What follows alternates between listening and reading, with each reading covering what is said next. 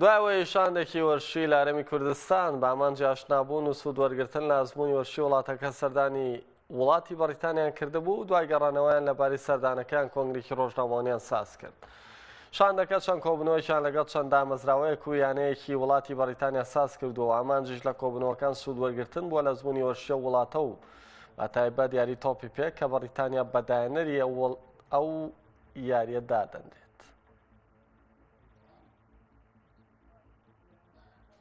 کە ئەمە چوین هەدەفیشمان هەدەفێکی نەبیل بووە کوچی تۆپی کوردستان بتوانین لە مستەقبلێکی زوو نزیک چشت بکەین خولەکانی ودی وڵاتی ودی ئەوەی لە کوردستان ئەمە دەمانوێت بیکەین بە مناسبەی ئەو نەورۆز و بە مناسبەی ئەو شتانە مناسب خۆشانەی کە لە کوردستانەیە بتوانین خول ئەنجام بدەین یەکوانە نێودەوڵەتی ودی هەمووشان پێیان خۆش بوو هەمووشان شتەکانیان لە پێش چاو بوو حەقی خۆشمان بوو و ئیشەڵڵا ئەمن تەوەقع دەکەم ئەگەر ئەوەش کچەک تاخیر بیتم بەس بەو علاقاتەی شتی زۆر گەورەتر لە کوردستان لۆ کوردستان دەبیت. دەوراتی تەدریبی و دەوراتی تحقیبی و حتا ئەکادمیەشی لە مستەوای زۆر بەرز کە لە پایتەختی هەرێمی کوردستان هەولێر بکاتەوە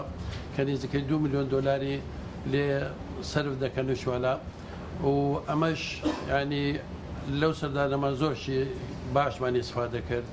زۆر شتی نوێمان بینی ئەوانە بە خۆتان دامەزێنەری تۆپی پێێنە پەرە بە عیلاقاتان نەکە لە بەریتانیا لە وڵاتەکانی تریش لەبەرەوەی ئێمە بیدایەتین تازە دەمانێت چ فێربین لەوانە ئەوانە تەجروبەی باشیان هەیە ئەوانە ئیمکانێتی باشیان هەیە لە هەمووی خۆشتریانی ئەمە لێکوانە باسییانەکانی خۆمان کرد گوتمان 130 ئەمان هەیە لە هەرێمی کوردستان بەڵام هەتا 2015 مانگانە